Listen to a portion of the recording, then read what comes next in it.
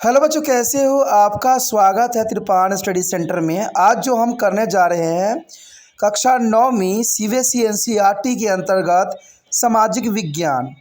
आज जो हम करेंगे यहाँ पर 20 महत्वपूर्ण एमसीक्यू जो एग्ज़ाम पॉइंट ऑफ व्यू से काफ़ी महत्वपूर्ण रहेगा। इसको आपको करना है, सोचना है, विचारना है और एनालाइज करना है। ये 20 एमसीक्यू जो है एग्ज़ाम पॉइंट ऑफ व्यू से काफ़ी महत्व रखेंगे और इसमें जो है हर एक बात को एनालाइज किया जाएगा। और सबसे महत्वपूर्ण बात है कि ये हिंदी इंग्लिश दोनों माध्यम में रहेंगे, तो ये आपके लिए काफ़ी महत्वपूर्ण बन जाता है। चलिए देखते हैं हमारा यहाँ पर क्या एमसीक्यू आया है। यहाँ पर जो हम करने जा रहे हैं काफ़ी महत्वपूर्ण है ये क्वेश्चन पेपर। ये कक्षा 9वीं के छात्रों के लिए है और ये हमारा जो टॉपिक है ये है सोशल साइंस, यानी देखा जाए तो सामाजिक विज्ञान के जो एमसीक्यू आया है एग्ज़ाम पॉइंट ऑफ व्यू से काफ़ी महत्वपूर्ण रहेगा। और देखा जाए तो एग्ज़ाम में ऐसे ही क्वेश्चन आने के चांसेस रहेंगे, तो ये काफ़ी महत्वपूर्ण आप लोगों के लिए बन जाता है। इसके जो है यहाँ पर 20 एमसीक्यू क्वेश्चन रहेंगे जो काफ़ी महत्वपूर्ण है एग्ज़ाम पॉइंट ऑफ व्यू से। इसको आपको देखना है, समझना है और अपने कॉपी पे नोट करना है। चलिए देखते हैं यहाँ पर हमारा क्वेश्चन क्या आया है। अगला क्वेश्चन जो हमारे समक्ष आया है क्वेश्चन है कॉलम ए और बी में सही विकल्प का जो है आपको चुनना है कि सही विकल्प क्या है, कौन सा कॉलम जो है सही विकल्पित है। अब देखिए यहाँ पर काफ़ी महत्वपूर्ण है। ए कह रहा है प्रचंड बेरोजगारी, कॉलम बी में इसका अंतर्गत बताया गया है कि औद्योगिक क्षेत्र में पाई जाती है। क्या प्रचंड बेरोजगारी सिर्फ औद्योगिक क्षेत्र में पाई जाती है? क्या ये कॉलम सही है? दूसरा है बी अधिशेष श्रम, अधिशेष श्रम का जो है बताया गया है कि प्राथमिक क्षेत्र में स्थानांतरित हो गया है। क्या ऐसा सही है? सी कह रहा है कि बाजार गतिविधियाँ, बाजार गतिविधियों में क्या गैर लाभकारी बात है? या डी सर्व शिक्षा अभियान जिसमें माध्यमिक शिक्षा का सार्वभौमिकरण की गई है। तो देखा जाए तो क्वेश्चन यहाँ पर काफ़ी महत्वपूर्ण है और समझने वाली बात है। क्वेश्चन को यहाँ समझना ही काफ़ी महत्वपूर्ण है। I repeat in English, choose the correct option from the column A and B. Column A, dignity unemployment reasons here found in the industry area. Option B, surplus labor has a move to be a primary sector. Option C, market activity are non-profitable. And option D, Sarv Shiksha Abhiyan, the universalization of secondary education.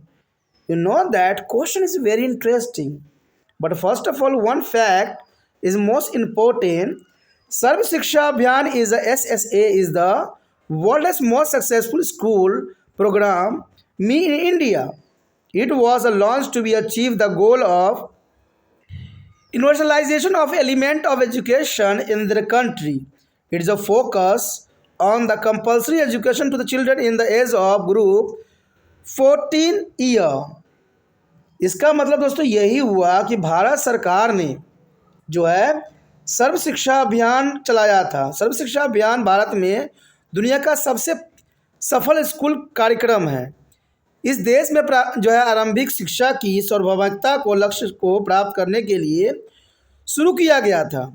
अब वर्ष 2014 की आयु वर्ग के बच्चों को अनिवार्य शिक्षा पर केंद्रित किया गया था। यानी भारत में जो है 14 वर्ष तक की आयु के बच्चों को शिक्षा देने का प्रावधान है। अच्छी बात है, कहते हैं बच्चों को 14 वर्ष तक जो है शिक्षा मिलनी चाहिए, लेकिन शिक्षा भी ऐसी हो जो उनको समझदार बना दे। क्योंकि कहते हैं एक व्यक्ति से देश नहीं चलता है। जब तक हमारा भारत में हर एक बच्चा समझदार नहीं बनेगा, एक्टिव नहीं बनेगा, तब तक देश को जो है कोई भी बहुत ही आसानी से जो है बरगला सकता है। कहते हैं अंग्रेज़ों के समय जब भारत में अंग्रेज़ आए तो उसमें शिक्षा का स्तर कम था, लेकिन जब शिक्षा का स्तर लोगों में बढ़ा तब वो अंग्रेज़ों की जो है बातों को समझ सके। आज भी वही सिस्टम है।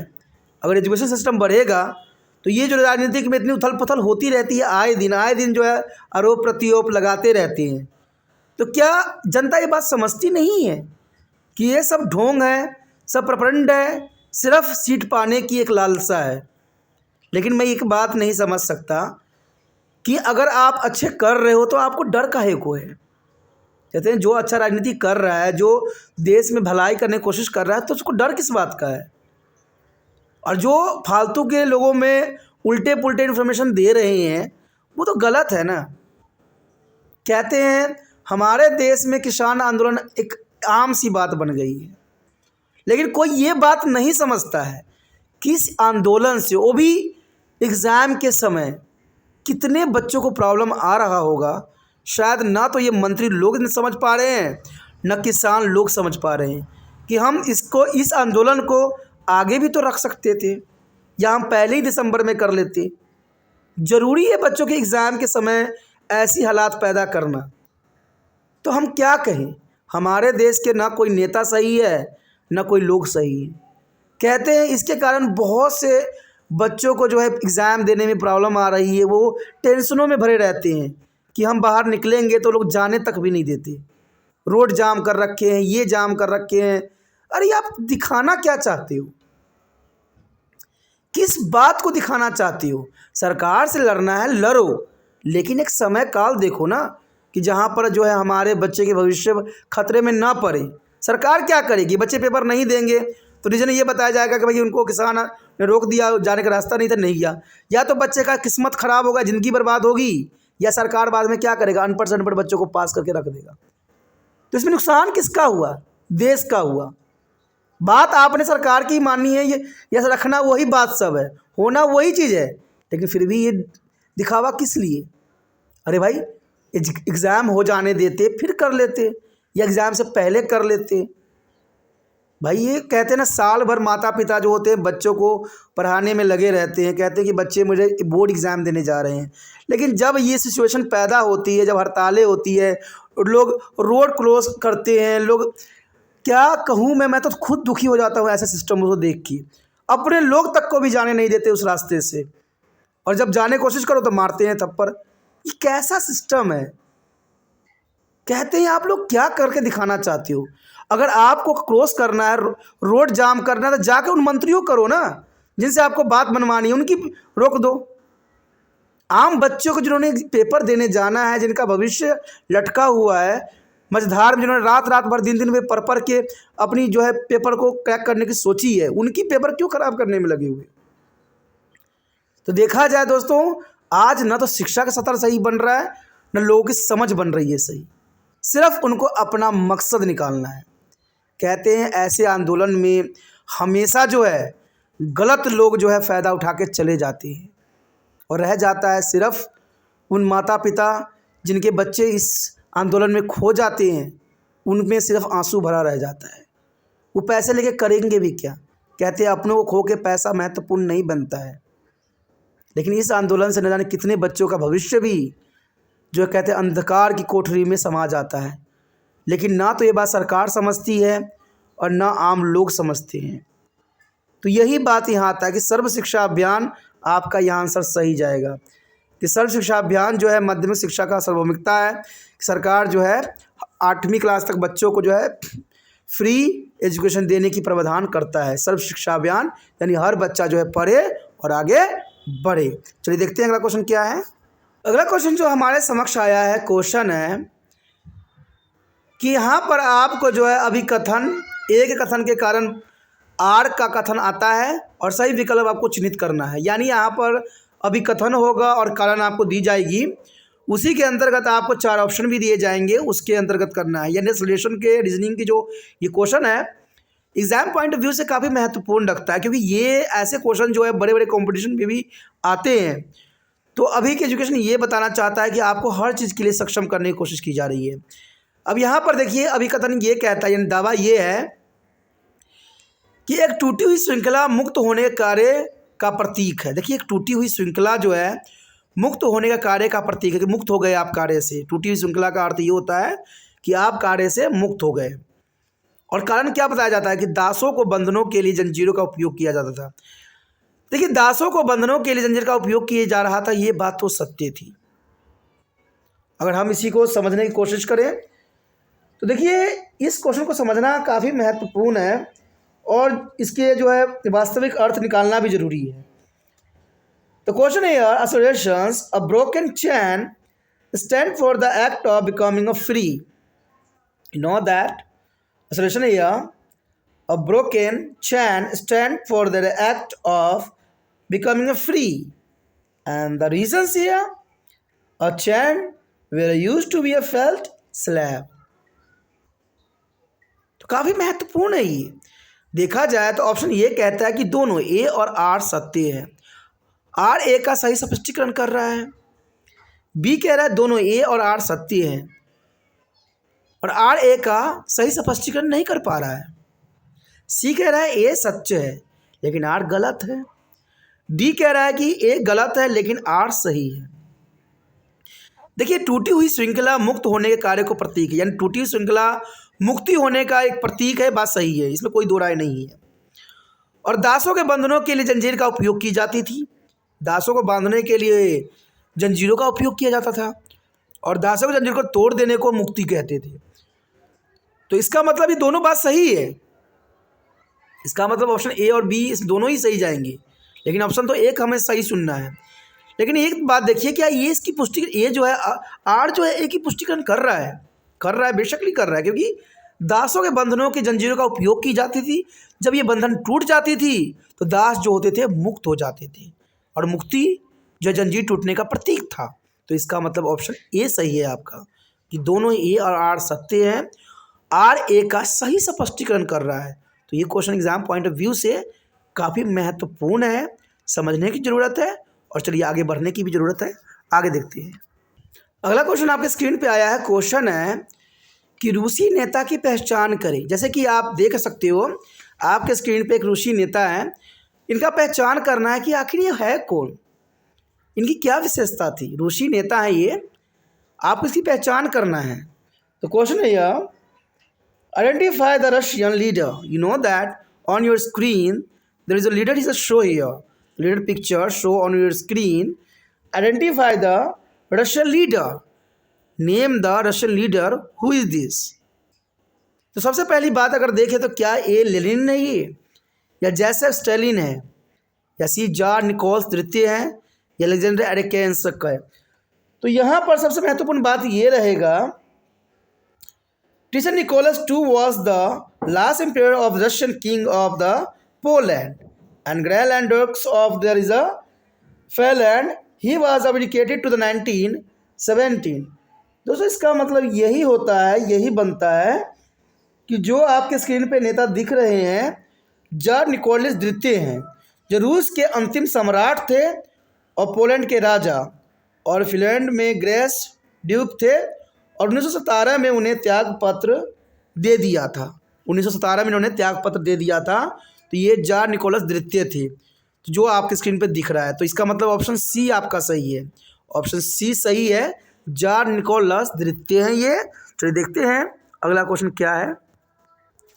अगला क्वेश्चन आपके स्क्रीन पे आ गया है। क्वेश्चन है कि सामाजिक बहिष्कार से क्या तात्पर्य है। क्वेश्चन यहाँ पर साफ है कि सामाजिक बहिष्कार। देखिए, सामाजिक बहिष्कार से आप क्या समझते हैं, सामाजिक बहिष्कार का आखिर मतलब क्या होता है। तो ये काफ़ी महत्वपूर्ण बात बनती है कि what is the mean by the social escalation here. You know that what mean by the social escalation. Option देखिए, यहाँ पर बताया गया है कि ये वह प्रक्रिया जिसके द्वारा सभी व्यक्तियों को कुछ विशेष अधिकारों से बाहर रखा जाता है। क्या ये सामाजिक बहिष्कार होता है कि वह प्रक्रिया जिसके द्वारा सभी व्यक्तियों को कुछ विशेष अधिकार से बाहर रखा जाता है, या बी वह प्रक्रिया जिसके द्वारा सभी व्यक्तियों को विशेष अधिकार दिए जाते हैं, या सी वह प्रक्रिया जिसमें व्यक्तियों या समूहों को उन सुविधाओं और अवसरों से बाहर रखा जाता है जिनका आनंद आम लोग उठाते हैं। देखा जाए तो यहाँ पर क्वेश्चन देखिए, बहिष्कार का मतलब तो वह प्रक्रिया ही है जिसे विशेष अधिकार नहीं दिए जाते हैं। तो यहाँ पर जो है बी डी में उपयोग में कोई नहीं तो होगा नहीं। वह पर जिसके द्वारा व्यक्तियों को विशेष अधिकार दिए जाते हैं, ये भी होगा नहीं। यहाँ पर द्वंद्व ए और सी में रह जाता है कि इसमें जो है बाहर रखा जाता है विशेष अधिकार से। तो इसके लिए आपको एक बात समझना पड़ेगा जो ज़रूरी है, जो समझ के लिए भी इम्पोर्टेंट है, कि आखिर social relations mean to be a situation which individuals are unable to participate in the political, economics and social scenario and they do not enjoy any benefit is opportunity. तो यही बनता है कि सामाजिक बहिष्कार का अर्थ ऐसी स्थिति से है जिसमें व्यक्ति राजनीतिक, आर्थिक और सामाजिक परिदृश्यों में भाग लेने में असमर्थ होते हैं, उन्हें कोई लाभ या अवसर नहीं मिलता है, वो समाज से अलग हो जाती हैं। मान लीजिए कोई व्यक्ति गलत करते हैं तो समझ जो है समाज जो है उसको बहिष्कृत कर देती है, समाज से बाहर कर देती है। तो देखा जाए इसमें ये होता है कि वो पर जिसमें व्यक्तियों और समूहों को उन सुविधाओं और अवसरों से बाहर रखा जाता है जिनका आनंद आम लोग उठा रहे होते हैं, यानी आम लोग की तरह जिनकी उनकी रह नहीं जाती है। तो ये बात काफ़ी महत्वपूर्ण है। तो ऑप्शन यहाँ पर सी जरूरी है। तो ऑप्शन सी के साथ आप जा सकते हो। ऑप्शन ए सही नहीं है, क्योंकि इसमें देखा जाए तो ये है कि वह पर जिसके द्वारा सभी व्यक्तियों कुछ विशेष अधिकारों से बाहर, विशेष अधिकार नहीं, वो सारी सुविधाएं जो आम लोग आनंद उठाते हैं उन सभी चीज़ों से वंचित रखा जाता है, उसे हम सामाजिक बहिष्कार कहते हैं। तो ये बात काफ़ी महत्वपूर्ण रखता है एग्जाम पॉइंट ऑफ व्यू से। तो देखते हैं अगला क्वेश्चन क्या है। अगला क्वेश्चन आपकी स्क्रीन पे आ गया है। अगला क्वेश्चन है कि सर्वोच्च न्यायालय के वरिष्ठतम न्यायाधीश की नियुक्ति किसके द्वारा की जाती है। क्वेश्चन तो यहाँ पर बिल्कुल साफ और क्लियर है कि वरिष्ठतम न्यायाधीश की नियुक्ति किसके द्वारा की जाती है। द सीनियर मोस्ट जज of the supreme court is appointed by the, no that the senior most जज of the supreme court is appointed by the ए राष्ट्रपति के द्वारा, बी मंत्री परिषद के द्वारा, या सी मुख्य न्यायाधीश के द्वारा, या डी प्रधानमंत्री के द्वारा। तो क्वेश्चन काफ़ी महत्वपूर्ण है और समझने वाली बात है। और सबसे बड़ी बात समझ की ये है, द जज of supreme court and the high court are appointed by their president on the advice of the prime minister and constitution with the chief justice of India. You know that the question is important.